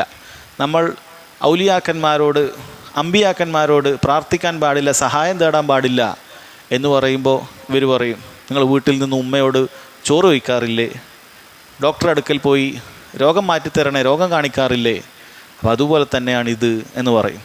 അവിടെ പറയാനുള്ളത്, വീട്ടിൽ ഉമ്മയോട് വെള്ളം ചോദിക്കുക എന്ന് പറയുന്നത് ഇബാദത്താണോ? ബുദ്ധിയുള്ള ആരെങ്കിലും അത് പറയുമോ? വീട്ടിൽ വെള്ളം ചോദിക്കുക എന്ന് പറയുന്നത് ഇബാദത്താണ്? ആരും പറയില്ല. കാരണം അത്രയും നിരക്ഷരനായ ഒരാൾക്ക് പോലും തൗഹീദും ശിർക്കും മനസ്സിലാക്കാൻ സാധിക്കും. സാധാരണക്കാരനോട് ചോദിക്കുക, വീട്ടിൽ പോയി ഉമ്മയോട് വെള്ളം ചോദിക്കുക എന്ന് പറയുന്നത് ഇബാദത്താണെന്ന് ആരെങ്കിലും പറയുക? ഒരാളും പറയില്ല. അതുകൊണ്ട് തന്നെ അനുവദനീയമാണ്. ഔലിയാക്കളോട് സഹായം ചോദിക്കുക എന്ന് പറയുന്നത് എന്താണ്? അള്ളാഹു സുബ്ഹാനഹു വ തആലയോട് ചോദിക്കേണ്ട കാര്യമാണ് ചോദിക്കുന്നത്. അള്ളാഹു തആലയോട് ചോദിക്കേണ്ട കാര്യമാണ് ഈ ചോദിക്കുന്നത്. രോഗം മാറ്റിത്തരണം, പ്രയാസം മാറ്റിത്തരണം, കടം വീടാൻ കഴിയണം, ഗൾഫിലൊരു ജോലി എളുപ്പത്തിലുണ്ടാകണം, ഇങ്ങനെയുള്ള ഒരുപാട് ഭൗതികമായ കാര്യങ്ങൾ, ഇതെല്ലാം അള്ളാഹു സുബ്ഹാനഹു വ തആലക്ക് മാത്രം ചെയ്തു തരാൻ സാധിക്കുന്ന കാര്യമാണ്. രോഗം മാറ്റുന്നതിന് അള്ളാഹു തആല മാത്രമാണ്. അള്ളാഹു തആലയോട് ചോദിക്കേണ്ട കാര്യം പടപ്പുകളോട് ചോദിച്ചാൽ അത് അവർക്കുള്ള ഇബാദത്താണ്. അത്രയും എളുപ്പമുള്ള കാര്യമാണ് സഹോദരങ്ങളെ തൗഹീദും ഷിർക്കും. അതുകൊണ്ട് ഒരു നിലക്കും അള്ളാഹു അല്ലാത്ത ആളുകൾക്കുള്ള ഇബാദത്തുണ്ടാകാൻ പാടില്ല. അത് അവർ മധ്യവർത്തികളാണെന്ന് പറഞ്ഞിട്ടോ ശുപാർശകരാണെന്ന് പറഞ്ഞിട്ടോ എന്ത് തന്നെയായാലും ഇബാദത്തുകൾ മുഴുവനും അള്ളാഹു സുബ്ഹാനഹു വ തആലക്ക്. ഇതാണ് ലാ ഇലാഹ ഇല്ലല്ലാഹ് എന്നതിൻ്റെ ചുരുങ്ങിയ വിശദീകരണം. വിശദമായി പഠിക്കേണ്ട കാര്യമാണ്. ചുരുങ്ങിയ വിശദീകരണം നമ്മൾ മനസ്സിലാക്കി വെക്കുക. പിന്നീട് നബി സല്ലല്ലാഹു അലൈഹി വസല്ലം പറഞ്ഞത് വ അൻ തശ്ഹദ അന്ന മുഹമ്മദൻ റസൂലുള്ളാഹ്, നീ സാക്ഷ്യം വഹിക്കണം. സാക്ഷ്യം വഹിക്കണം എന്ന് പറയുമ്പോൾ നേരത്തെ പോലെ തന്നെ നാവ് കൊണ്ട്, മനസ്സിൽ, അതുകൊണ്ട് അതിന് ബാത്തിലാകുന്ന കാര്യങ്ങൾ ചെയ്യാതിരിക്കൽ, ഇത് മൂന്നും ഒരുമിപ്പിച്ചുകൊണ്ട് നീ രണ്ടാമതായി ഷഹാദത്ത് പറയേണ്ടത് അന്ന മുഹമ്മദൻ റസൂലുള്ളാഹ്, മുഹമ്മദ് അള്ളാഹുവിൻ്റെ റസൂലാണ് സല്ലല്ലാഹു അലൈഹി വസല്ലം. ഇത് നീ അംഗീകരിക്കണമെന്നാണ്. മുഹമ്മദ് സല്ലല്ലാഹു അലൈഹി വസല്ലം അള്ളാഹുവിൻ്റെ റസൂലാണെന്ന് അംഗീകരിക്കുക എന്ന് പറഞ്ഞാൽ ആ റസൂൽ കൽപ്പിക്കുന്ന മുഴുവൻ കാര്യങ്ങളും അതുപോലെ പാലിക്കാൻ നമ്മൾ ബാധ്യസ്ഥരാണ് എന്ന് നമ്മൾ അംഗീകരിക്കലാണ്. അവിടെ പിന്നെ എൻ്റെ ഇച്ഛ, എനിക്ക് തോന്നുന്നത്, എൻ്റെ അഭിപ്രായം, എൻ്റെ ബുദ്ധിയിൽ ഉദിക്കുന്നത് ഇല്ല. റസൂലുള്ളാഹി സ്വല്ലല്ലാഹു അലൈഹി വസല്ലം ഒരു കാര്യം കൽപ്പിച്ചാൽ അത് നീ ചെയ്യണം. അവിടുന്ന് വിലക്കിയാൽ അതിൽ നിന്ന് നീ വിട്ടു നിൽക്കണം. അവിടുന്ന് കഴിഞ്ഞതും വരാനിരിക്കുന്നതുമായ പല കാര്യങ്ങളും അല്ലാഹു സുബ്ഹാനഹു വ തആലയുടെ വഹീനാൽ അറിയിച്ചു തന്നിട്ടുണ്ട്. അതിനതുപോലെ സത്യപ്പെടുത്തേണ്ടതുണ്ട്. കഴിഞ്ഞുപോയ ഇങ്ങനെ ഒരു കഥയുണ്ടോ? നബി സല്ലല്ലാഹു അലൈഹി വസല്ലം അറിയിച്ചു തരികയാണ്, സമിഅന വ അതഅന, ഞങ്ങൾ കേട്ടിരിക്കുന്നു, വിശ്വസിച്ചിരിക്കുന്നു. ഇനി ഖിയാമത്ത് നാളുമായി ബന്ധപ്പെട്ട് ഖിയാമത്ത് നാൾ സംഭവിക്കുമ്പോൾ ഇങ്ങനെയുണ്ട്, ഖബറിൽ ഇങ്ങനെയാണ്, മഹ്ശറിൽ ഇങ്ങനെയാണ്, വരാൻ പോകുന്ന കാര്യങ്ങളാണ്. നബി സല്ലല്ലാഹു അലൈഹി വസല്ലം അറിയിച്ചു തന്നു, സമിഅന വ അതഅന, ഞങ്ങൾ കേട്ടിരിക്കുന്നു, അനുസരിച്ചിരിക്കുന്നു. അങ്ങനെ അനുസരിക്കുന്നവൻ, കേൾക്കുന്നവൻ, വിശ്വസിക്കുന്നവൻ അവൻ മാത്രമാണ് മുസ്ലിം. അതല്ല എങ്കിൽ അവൻ മുസ്ലിം അല്ല. അവൻ പറയാണ് ഞാൻ കണ്ടിട്ടില്ല, റസൂലുള്ളാഹി പറഞ്ഞുകൊണ്ടൊന്നും ഞാൻ വിശ്വസിക്കൂല, ഞാൻ കണ്ടിട്ടില്ല, എനിക്ക് കാണണം എന്നാണ് ഒരാൾ പറയുന്നതെങ്കിലോ അവൻ മുസ്ലിമായിട്ടില്ല. അവൻ്റെ ഷഹാദത്ത് അത് ബാത്തിലായിപ്പോയി, അത് പൊളിഞ്ഞുപോയി എന്ന് മനസ്സിലാക്കുക. അതുകൊണ്ട് സഹോദരങ്ങളെ, മുഹമ്മദ് റസൂലുള്ളാഹ് എന്ന് പറഞ്ഞാൽ അവിടുന്ന് കൽപ്പിച്ച കാര്യങ്ങൾ പാലിക്കണം. അവിടുന്ന് വിലക്കിയ കാര്യങ്ങളിൽ നിന്നും വിട്ടു നിൽക്കണം. അവിടുന്ന് അറിയിച്ചു തന്ന കാര്യങ്ങൾ വിശ്വസിക്കണം. നാലാമതൊരു കാര്യം കൂടിയുണ്ട്, പണ്ഡിതന്മാർ പറഞ്ഞ കാര്യമാണ്. അള്ളാഹു സുബ്ഹാനഹു വ തആലയെ നബി സല്ലല്ലാഹു അലൈഹി വസല്ലം പഠിപ്പിച്ചു തന്ന രൂപത്തിലല്ലാതെ ഇബാദത്ത് ചെയ്യാൻ പാടില്ല. അള്ളാഹുവിനെ ഇബാദത്ത് ചെയ്യേണ്ടത് നബി സല്ലല്ലാഹു അലൈഹി വസല്ലമ പഠിപ്പിച്ചു തന്ന രൂപത്തിലായിരിക്കണം. അതിനു വേണ്ടിയിട്ടാണ് അള്ളാഹു തആല നബി സല്ലല്ലാഹു അലൈഹി വസല്ലം നിയോഗിച്ചിട്ടുള്ളത്. അതല്ലാതെ പൊതുവായിട്ട് ജനങ്ങളോട് നിങ്ങൾക്ക് തോന്നുന്ന പോലെ അള്ളാഹുലേക്ക് അടുത്തോളൂ, ഇബാദത്തൊക്കെ വിട്ടു തന്നിരിക്കുന്നു, നിങ്ങൾ അള്ളാഹിനെ മാത്രം ഇബാദത്ത് ചെയ്യണം, അത്രേ ഉള്ളൂ, എങ്ങനെയെങ്കിലുമൊക്കെ ഇബാദത്ത് ചെയ്തോളൂ എന്നാണോ? അല്ല. നബി സല്ലല്ലാഹു അലൈഹി വസല്ലം ഓരോ കാര്യങ്ങളും അറിയിച്ചു തരികയാണ്. നിസ്കരിച്ചിട്ട് പറഞ്ഞു, സല്ലു കമാ റഅയ്തുമൂനി ഉസല്ലി, സല്ലു നിങ്ങൾ നിസ്കരിക്കേണ്ടത് ഞാൻ നിസ്കരിക്കുന്നത് കണ്ടതുപോലെ. അത് എവിടുന്നാണ് കിട്ടുക? ഹദീസിൻ്റെ കിതാബുകളിൽ നിന്നാണ് കിട്ടുക. ഹദീസിൻ്റെ കിതാബുകൾ നബി സല്ലല്ലാഹു അലൈഹി വസല്ലം പറഞ്ഞു തന്നിട്ടുണ്ടാവും, ഇങ്ങനെയൊക്കെയാണ് നിസ്കരിച്ചത്. മദ്ഹബിൻ്റെ കിതാബിൽ നിന്നാണോ? അല്ല. മദ്ഹബിൻ്റെ കിതാബിൽ ആ ഹദീസിനോട് യോജിച്ചു കഴിഞ്ഞാൽ അത് നമ്മൾ സ്വീകരിക്കും.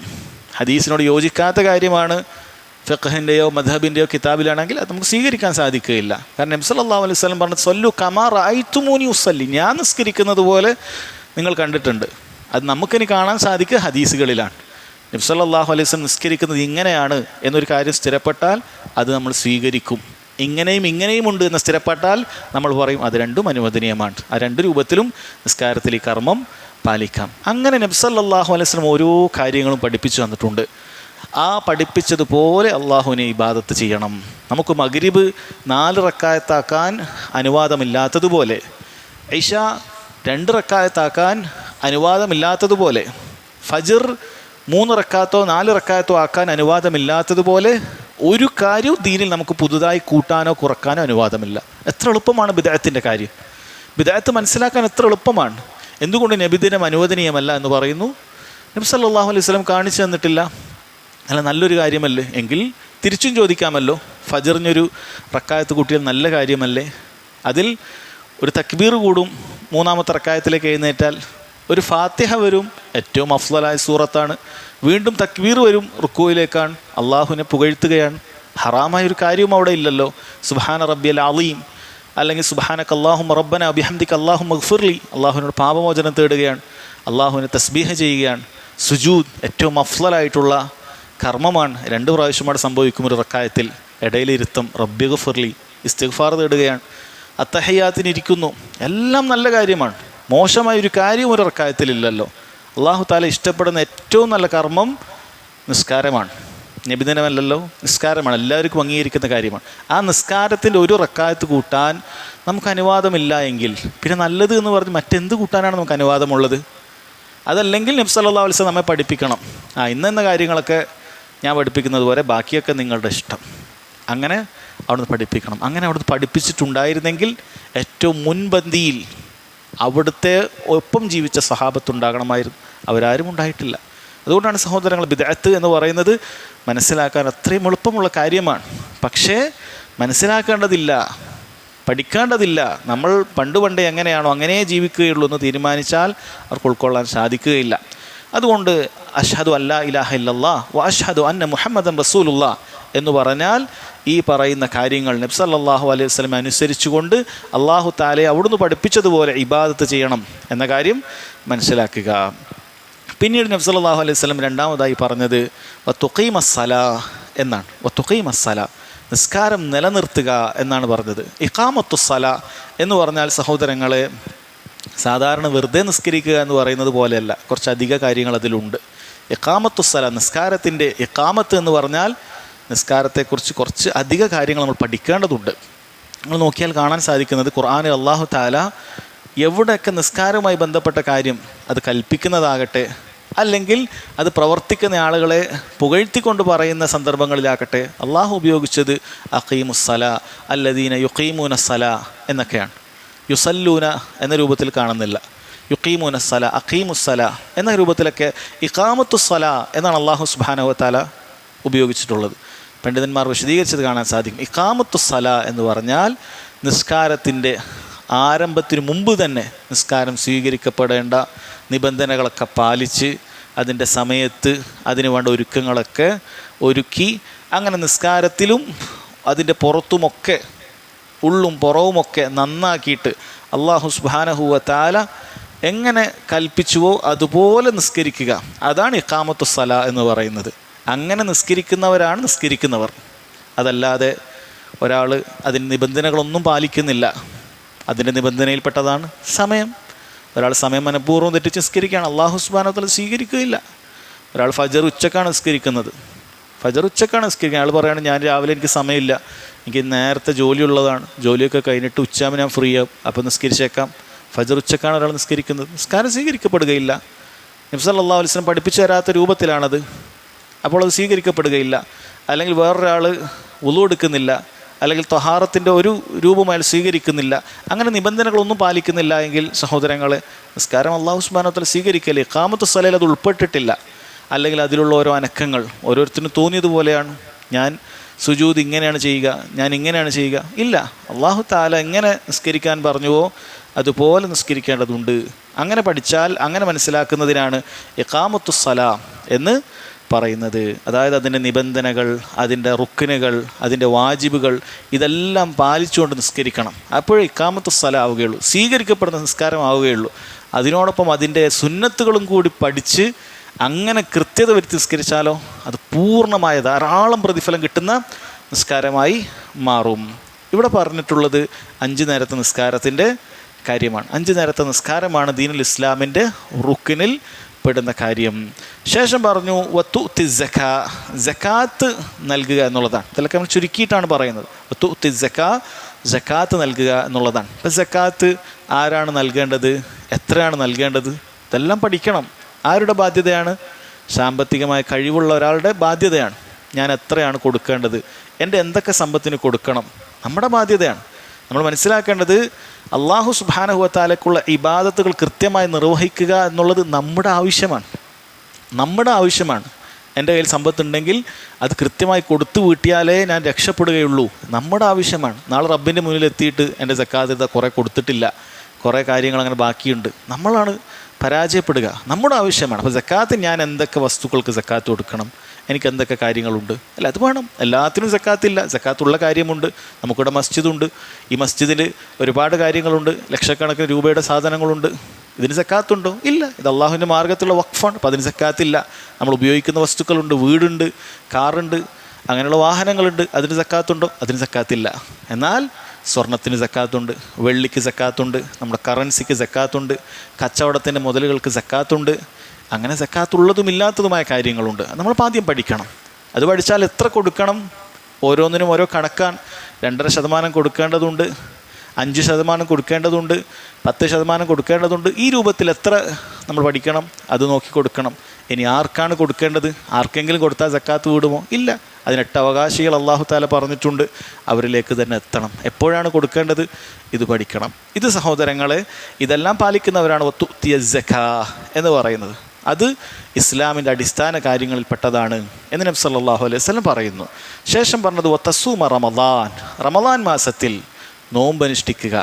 ഒരു വർഷം 29 അല്ലെങ്കിൽ 30, ഇതാണ് എണ്ണം. ഇതിൽ കൂടാനോ കുറയാനോ ഇല്ല. ഒരു വർഷം 29 അല്ലെങ്കിൽ 30 ദിവസം നോമ്പെടുക്കുക, അതിൻ്റെ നിബന്ധനകൾ പാലിച്ചുകൊണ്ട്, നോമ്പ് മുറിയുന്ന കാര്യങ്ങളിൽ നിന്ന് വിട്ടുനിന്നുകൊണ്ട്. തുലു ഉൽ ഫജർ മുതൽ, പ്രഭാതം മുതൽ ഗുറൂബു ശംസ് വരെ, സൂര്യൻ അസ്തമിക്കുന്നത് വരെ നോമ്പ് മുറിയുന്ന കാര്യങ്ങളിൽ നിന്നൊക്കെ വിട്ടുനിന്നുകൊണ്ട് അല്ലാഹു സുബ്ഹാനഹു വ തആലയുടെ പ്രതിഫലം ഉദ്ദേശിച്ച് നീയത്തോടു കൂടി ഒരാൾ നോമ്പനുഷ്ഠിക്കണം. റമദാനിൽ 29 30 ദിവസം. അതാർക്കാണ് അളവുള്ളത്? അല്ലാഹു തആല വിശദീകരിച്ചിട്ടുണ്ട്. ആ കാര്യങ്ങൾ മനസ്സിലാക്കി പഠിച്ച് നോമ്പെടുക്കണം. അത് നിർബന്ധമായ കാര്യമാണ്. അതുകൊണ്ട് തന്നെ ഈ നിർബന്ധമായ കാര്യങ്ങളുടെ പഠനവും നിർബന്ധമാണ്. അത് മനസ്സിലാക്കുക. അങ്ങനെ ഇസ്ലാം കാര്യങ്ങളുടെ 5ാമത്തെ കാര്യമായി, അവസാനത്തെ കാര്യമായി പറഞ്ഞു വതഹുജ്ജൽ ബൈത ഇൻ ഇസ്തതഅത ഇലൈഹി സബീല. നീ ഹജ്ജ് ചെയ്യണം. ഇൻ ഇസ്തതഅത ഇലൈഹി സബീല, അതിലേക്കുള്ള മാർഗം നിനക്ക് എളുപ്പമായാൽ എന്നാണ്. ദീനിൽ ഏതൊരു കാര്യവും കഴിവുള്ളവർക്കേ നിർബന്ധമുള്ളൂ. പക്ഷെ ഹജ്ജിൻ്റെ കാര്യം പ്രത്യേകം എടുത്തു പറഞ്ഞു. ഇപ്പം നോമ്പിൻ്റെ കാര്യത്തിൽ ഇത് പറഞ്ഞിട്ടില്ല, സക്കാത്തിൻ്റെ കാര്യവും പറഞ്ഞിട്ടില്ല. സക്കാത്ത് കൊടുക്കാൻ കഴിവുള്ളവരെ കൊടുക്കേണ്ടതുള്ളൂ, സാധുക്കൾക്ക് സക്കാത്ത് കൊടുക്കേണ്ടതില്ല. നോമ്പും നിത്യരോഗികൾക്ക് നോമ്പില്ല, പക്ഷേ അത് പ്രത്യേകം പറഞ്ഞിട്ടില്ല. പക്ഷേ ഹജ്ജിൻ്റെ കാര്യം പ്രത്യേകം പറഞ്ഞിട്ടുള്ളത് പൊതുവെ ഹജ്ജാണ് എല്ലാവർക്കും ഒരു പ്രയാസം, അല്ലെങ്കിൽ കുറച്ചുകൂടി ആവശ്യമുള്ളത് ഹജ്ജായിരിക്കും. കാരണം സാമ്പത്തികമായ കഴിവ് വേണം, ശാരീരികമായ കഴിവ് വേണം, സ്ത്രീയാണെങ്കിൽ ഇതോടൊപ്പം മഹറം വേണം. അതുകൊണ്ട് പ്രത്യേകം ഇൻ ഇസ്തതഅത ഇലൈഹി സബീല, നിനക്ക് അതിനുള്ള മാർഗം എളുപ്പമായാൽ ഹജ്ജ് നിർബന്ധമായി, നീ ഹജ്ജ് ചെയ്യണം എന്ന് പറഞ്ഞിട്ടുണ്ട്. ഇതിൽ സഹോദരങ്ങളെ ഷഹാദത്ത് അത് നോക്കൂ, അതൊരു മുസ്ലിം ഇസ്ലാമിലേക്ക് പ്രവേശിക്കാനുള്ള കാര്യമാണ്. മരണം വരെ അത് അവൻ്റെ ഒപ്പം ഉണ്ടാകേണ്ടതുണ്ട്. ഒരു നിമിഷം പോലും ഷഹാദത്ത് ഇല്ലാത്ത സമയം അവൻ ഉണ്ടാകാൻ പാടില്ല. നിസ്കാരം ഇത് ദിവസേന 5 നിസ്കാരം അവന് നിർബന്ധമാണ്. അതിനുശേഷം സക്കാത്ത് അത് ഓരോ വർഷവും ഒരു പ്രാവശ്യം മാത്രം നിർബന്ധമുള്ള കാര്യമാണ്. അതിനുശേഷം അത് റമളാൻ അത് വർഷത്തിൽ 29-30 ദിവസം റമളാൻ മാസത്തിൽ നിർബന്ധമായ കാര്യമാണ്.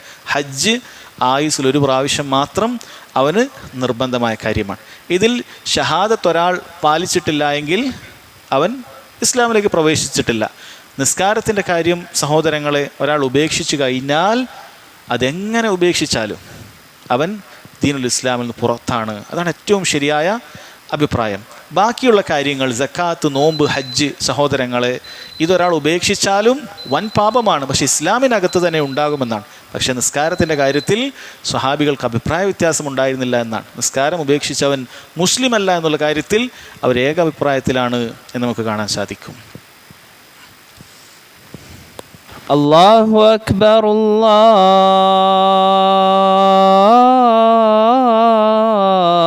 അല്ലാഹു അക്ബർ, ലാ ഇലാഹ ഇല്ലല്ലാഹ്.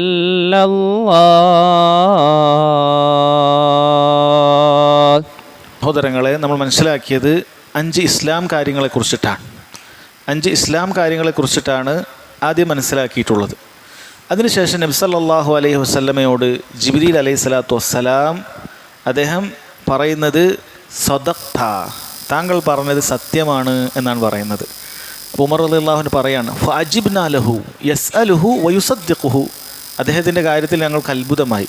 അദ്ദേഹമാണ് ചോദിക്കുന്നത്, എന്നിട്ട് അദ്ദേഹം തന്നെ ഉത്തരം കേട്ടപ്പോൾ താങ്കൾ പറഞ്ഞത് സത്യമാണ് എന്ന് പറയുന്നു. അതെങ്ങനെ ശരിയാകും? കാരണം ചോദിച്ച വ്യക്തിക്ക് അറിയാത്തത് കൊണ്ടാണ് ചോദിക്കുന്നത്. പിന്നെ എങ്ങനെയാണ് ഉത്തരം കിട്ടിയാൽ താങ്കൾ പറഞ്ഞത് ശരിയാണെന്ന് പറയാൻ സാധിക്കുകയുള്ളൂ? ഇല്ല. അപ്പം അത് കൂടുതൽ അത്ഭുതമുണ്ടാക്കുന്നതിന് വേണ്ടിയിട്ട് ജിബ്രീൽ അലൈഹി സ്വലാത്തു വസ്സലാം പറഞ്ഞതാണ്. ശേഷമുള്ള കാര്യങ്ങൾ കൂടി ശ്രദ്ധിച്ചു കേൾക്കുന്നതിന് വേണ്ടിയിട്ട് പറഞ്ഞതാണ് എന്നാണ് പറയുന്നത്. പിന്നീട് നബി സല്ലല്ലാഹു അലൈഹി വസല്ലമയോട് ചോദിച്ചു ഫഅഖ്ബിർനി അനിൽ ഈമാൻ, ഈമാനിനെ കുറിച്ച് എനിക്ക് അറിയിച്ചു തരിക നബിയെ. ഖാൽ അൻ തുഅ്മിന ബില്ലാഹ് വമലായികതിഹി വകുതുബിഹി വറുസുലിഹി വൽയൗമിൽ ആഖിർ വഅൻ തുഅ്മിന ബിൽ ഖദരി ഖൈരിഹി വശർരിഹി. നമുക്കൊക്കെ അറിയുന്ന 6 ഈമാൻ കാര്യങ്ങൾ നബി സല്ലല്ലാഹു അലൈഹി വസല്ലം പറഞ്ഞു കൊടുക്കുകയാണ്. അതിനു മുമ്പ് സഹോദരങ്ങളെ ഇസ്ലാം, ഈമാൻ എന്ന് പറയുന്ന ഈ 2 വാക്കുകൾ, ഇസ്ലാം, ഈമാൻ, ഈ 2 വാക്കുകൾ അത് ഒരുമിച്ച് വരികയാണെങ്കിൽ, ഈ ഹദീസിലെ പോലെ ഒരുമിച്ച് വരികയാണ് എങ്കിൽ ഇസ്ലാം എന്ന് പറയുന്നത് ബാഹ്യമായ പ്രവർത്തനങ്ങൾ ആയിരിക്കും അതിലുണ്ടാവുക. ഈമാൻ എന്ന് പറഞ്ഞാൽ ആന്തരികമായ വിശ്വാസ കാര്യങ്ങളായിരിക്കും അതിലുണ്ടാവുക. ഈ 2 വാക്കുകളുടെ പ്രത്യേകത അങ്ങനെയാണ്. ഒരുമിച്ച് വരികയാണെങ്കിൽ, ഇപ്പോൾ ഈ ഹദീസിൽ ഒരുമിച്ചാണുള്ളത്. ഇസ്ലാം പറഞ്ഞ ഉടനെ തന്നെ ഈമാൻ പറയുക. അപ്പോൾ ഇസ്ലാം എന്ന് പറയുന്നത് ബാഹ്യമായ പ്രവർത്തനങ്ങളാണ്, ഈമാൻ എന്ന് പറയുന്നത് വിശ്വാസ കാര്യങ്ങളാണ്, കൽബുമായി ബന്ധപ്പെട്ട പ്രവർത്തനമാണ്. പക്ഷേ അതല്ലാത്ത രൂപത്തിൽ ഇസ്ലാം, ഈമാൻ എന്ന് വെവ്വേറെ പറയുകയാണ് എങ്കിൽ, ഒരുമിച്ച് പറയുന്നില്ല എങ്കിൽ ഇസ്ലാം എന്ന് പറഞ്ഞാൽ മുഴുവൻ ഇസ്ലാം ഉൾക്കൊള്ളുന്നുണ്ട്. ഈമാൻ എന്ന് പറഞ്ഞാൽ മുഴുവൻ ഈമാനും ഇസ്ലാമും ഉൾക്കൊള്ളുന്നു, മുഴുവൻ ദീൻ ഉൾക്കൊള്ളുന്നുണ്ട്. അതുകൊണ്ട് തന്നെ ഈമാനിൻ്റെ നിർവചനം എന്താണെന്ന് ചോദിച്ചാൽ അത് കേവലം ഹൃദയത്തിലുള്ള വിശ്വാസം മാത്രമല്ല. ഈമാൻ എന്താണെന്ന് ചോദിച്ചാൽ ഈമാൻ 3 കാര്യങ്ങളിലുണ്ട് എന്നാണ്. ഈമാൻ അത് ഒന്ന് ഇഅ്തിഖാദും ബിൽ ഖൽബുണ്ട്, അത് ഹൃദയം കൊണ്ടുള്ള വിശ്വാസമുണ്ട്. ഖൗലും ബിൽ ലിസാൻ, നാവ് കൊണ്ടത് പറയലുണ്ട്. അതുപോലെ തന്നെ അമലും ബിൽ ജവാരിഹ്, നമ്മുടെ ശരീരാവയവങ്ങൾ കൊണ്ടുള്ള പ്രവർത്തനങ്ങളുണ്ട്. ഇത് 3ഉം ഉൾക്കൊള്ളുന്നതാണ് ഈമാൻ. ചില ആളുകൾ ഈമാൻ എന്ന് പറഞ്ഞു കഴിഞ്ഞാൽ അത് കേവലം വിശ്വാസമാണ് എന്ന് തെറ്റിദ്ധരിക്കാറുണ്ട്. അത് നമ്മൾ മനസ്സിലാക്കേണ്ടത്, അത് ഇസ്ലാം, ഈമാൻ എന്ന് പറയുമ്പോൾ ഇസ്ലാം ബാഹ്യമായ പ്രവർത്തനങ്ങൾ, ഈമാൻ വിശ്വാസ കാര്യങ്ങൾ. അതല്ല എങ്കിൽ ഈമാനിൻ്റെ നിർവചനം എന്ന് പറയുന്നത് ഇത് 3ഉം ഉൾക്കൊള്ളുന്നുണ്ട്. 3ഉം ഈമാനാണ്. നാവ് കൊണ്ട് പറയുന്നത് ഈമാനാണ്, അതുപോലെ തന്നെ ശരീരം കൊണ്ട് പ്രവർത്തിക്കുന്നത് ഈമാനിൻ്റെ ഭാഗം തന്നെയാണ്, ഹൃദയത്തിലുള്ള വിശ്വാസവും ഈമാനിൻ്റെ ഭാഗമാണ്. നബി സല്ലല്ലാഹു അലൈഹി വസല്ലം ഇത് 3ഉം ഈമാനായിട്ട് തന്നെ നമ്മൾ പഠിപ്പിച്ചിട്ടുള്ള കാര്യമാണ്. അവിടെ നിന്ന് പറഞ്ഞു അൽ ഈമാനു ബിദ്ഉൻ വസബ്ഊന ശുഅബ ഔ 60 ശുഅബ, ഈമാൻ 60-ൽ പരം അല്ലെങ്കിൽ 70-ൽ പരം അതിന് ശാഖകളുണ്ട് എന്നാണ്. ഈമാൻ എന്ന് പറഞ്ഞ ഒരൊറ്റ കാര്യമല്ല, അതിന് 60-ൽ പരം ശാഖകളുണ്ട്. അവിടെ നിന്ന് പറഞ്ഞത് അഫ്ദലുഹാ ഖൗലു ലാ ഇലാഹ ഇല്ലല്ലാഹ്, അതിൽ ഏറ്റവും ശ്രേഷ്ഠതയുള്ളത്, ഏറ്റവും മുന്തിയത് ലാ ഇലാഹ ഇല്ലല്ലാ എന്ന് പറയലാണ്. അപ്പോൾ ലാ ഇലാഹ ഇല്ലല്ലാ എന്നുള്ളത് നാവ് കൊണ്ട് പറയലാണ്. അതിന് ഈമാൻ എന്നാണ് പറഞ്ഞത്. അദ്നാഹ ഇമാത്തത്തുൽ അദ അനിത്തരീഖ്, ഈമാനിൻ്റെ ഏറ്റവും താഴെ തലയിൽ പറയാനുള്ളത് വഴിയിൽ നിന്നും ഒരാളൊരു മാലിന്യം എടുത്തു മാറ്റുന്നുണ്ടെങ്കിൽ അത് ശരീരം കൊണ്ടുള്ള പ്രവർത്തനമാണ്. അതിന് ഈമാൻ എന്നാണ് നബി സല്ലല്ലാഹു അലൈഹി വസല്ലം പറഞ്ഞിട്ടുള്ളത്. പിന്നെ പറഞ്ഞു വൽ ഹയാഉ ശുഅബത്തും മിനൽ ഈമാൻ, ലജ്ജ എന്ന് പറയുന്നത് ഈമാനിൻ്റെ കാര്യമാണ്. കാരണം ലജ്ജ ഹൃദയത്തിൻ്റെ ഉള്ളിൽ നിന്ന് ഒരാൾക്ക് ഉണ്ടാകേണ്ട കാര്യമാണ്. അപ്പോൾ അവിടെ നാവ് കൊണ്ടുള്ള പ്രവർത്തനം പറഞ്ഞു ലാ ഇലാഹ ഇല്ലല്ലാ, ശരീരം കൊണ്ടുള്ള പ്രവർത്തനം മാലിന്യം എടുത്തു മാറ്റുന്നത്, ഹൃദയത്തിൽ നിന്നുണ്ടാകുന്ന ലജ്ജ, ഇതെല്ലാം ഈമാനായിട്ടാണ് നബി സല്ലല്ലാഹു അലൈഹി വസല്ലം പറഞ്ഞിട്ടുള്ളത്. അതുകൊണ്ട് ഈമാൻ എന്നുകൊണ്ട് ഉദ്ദേശിക്കുന്നത് സഹോദരങ്ങളെ ഇതെല്ലാം ഉൾപ്പെടുന്നുണ്ട് എന്ന് മനസ്സിലാക്കുക. നിസ്കാരവും ഒരാളുടെ ഈമാനിൻ്റെ ഭാഗമാണ്. നിസ്കാരം ഒരാൾ നിസ്കരിക്കുന്നുണ്ടെങ്കിൽ ആ നിസ്കാരം ഈമാനാണ്. നിസ്കരിക്കുക എന്നുള്ള പ്രവൃത്തിയെ തന്നെ അല്ലാഹു സുബ്ഹാനഹു വ തആല ഈമാൻ എന്നതിനെ വിശേഷിപ്പിച്ചിട്ടുണ്ട്. ഒമാ ഖാന അല്ലാഹു ലിയുദീഅ ഈമാനക്കും എന്നാണ്. നിസ്കാരത്തെ അല്ലാഹു സുബ്ഹാനഹു വ തആല പാഴാക്കി കളയുകയില്ല. മുഅ്മിനീങ്ങളുടെ നിസ്കാരത്തെ അല്ലാഹു പാഴാക്കി കളയുകയില്ല എന്നാണ് പറഞ്ഞത്. അവിടെ ഈമാൻ കൊണ്ട് ഉദ്ദേശിക്കുന്നത് നിസ്കാരമാണ് എന്ന് മുഫസ്സിറുകൾക്ക് ഏകാഭിപ്രായമുള്ള കാര്യമാണ്. അതായത് നബി സല്ലല്ലാഹു അലൈഹി വസല്ലമയും സ്വഹാബത്തും ആദ്യകാലത്ത് ബൈത്തുൽ മഖ്ദിസിലേക്കാണ് നിസ്കരിച്ചിരുന്നത്. അത് മദീനയിൽ നിന്നും തെക്കോട്ടാണ് നമുക്ക് കാബ ഉള്ളത് എങ്കിൽ അത് വടക്കാണുള്ളത്. മദീനയിൽ നിന്ന് വടക്ക് ഭാഗത്തേക്കാണ് ബൈത്തുൽ മഖ്ദിസ് ഉള്ളത്. അങ്ങോട്ടേക്കായിരുന്നു നിസ്കരിച്ചിരുന്നത്. പിന്നീട് ഖിബല മാറ്റത്തിന് ശേഷം അത് എങ്ങോട്ടേക്കായി? നേരെ തിരിഞ്ഞു. ഒരല്പം മാറ്റമല്ല ഉണ്ടായത്, വടക്കുന്ന് നേരെ തെക്കേക്ക് തിരിഞ്ഞു. അത് കാബയിലേക്ക് മാറി. അപ്പോൾ മുനാഫിക്കുകളും അതുപോലെ തന്നെ യഹൂദികളൊക്കെ പറഞ്ഞു വരുത്തി, ഖിബല മാറിയാൽ നിങ്ങൾ നിസ്കാരം അപ്പോൾ പാഴായിട്ടുണ്ട്. കാരണം യഹൂദികൾക്കറിയാം ഖിബലക്ക് നേരെ തിരിഞ്ഞാലേ നിസ്കാരം സ്വീകരിക്കുകയുള്ളൂ എന്ന് യഹൂദികൾക്കറിയാം. അങ്ങനെ ഒരു നിബന്ധന ഉണ്ടെന്നുള്ളത് അവർക്കറിയാം. അവർ നിസ്കരിക്കുന്നവരാണ്, വുളുവൊക്കെ എടുക്കുന്നവരാണ്.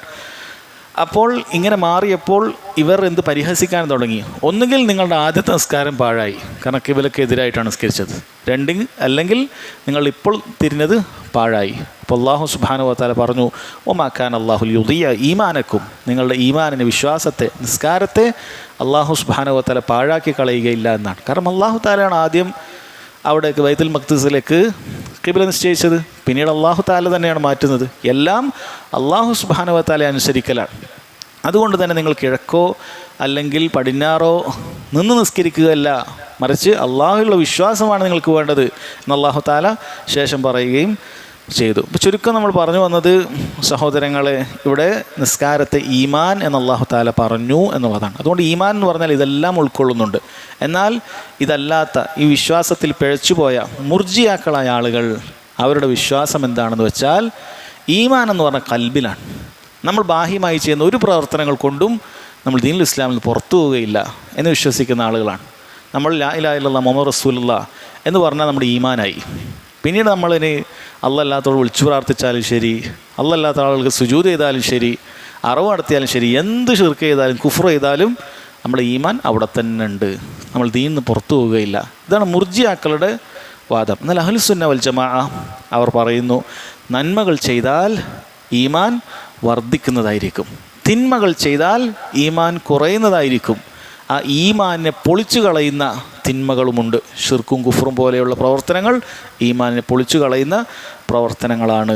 ഇതാണ് അഹ്ലുസുന്നത്തി വൽ ജമാഅ ഈമാനെ നൽകുന്ന നിർവചനം. എന്താണ് പറഞ്ഞത് ഇനി? അൻ തുഅ്മിന ബില്ലാഹ്.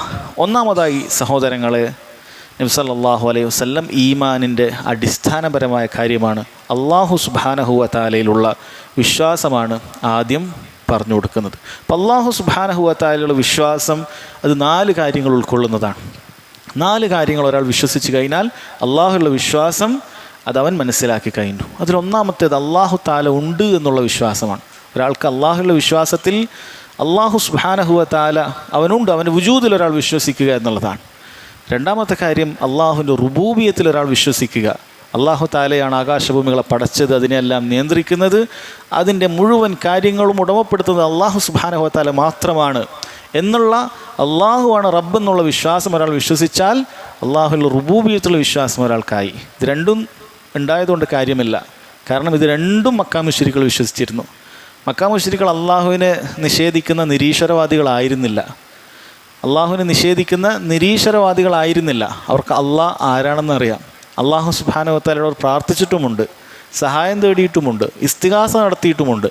പക്ഷേ അള്ളാഹു അല്ലാത്ത ആളുകളോടും അവർ പ്രാർത്ഥിക്കും, സഹായം തേടും. ഇതൊക്കെ അവർ ചെയ്യും, ഷിർക്ക് ചെയ്യും.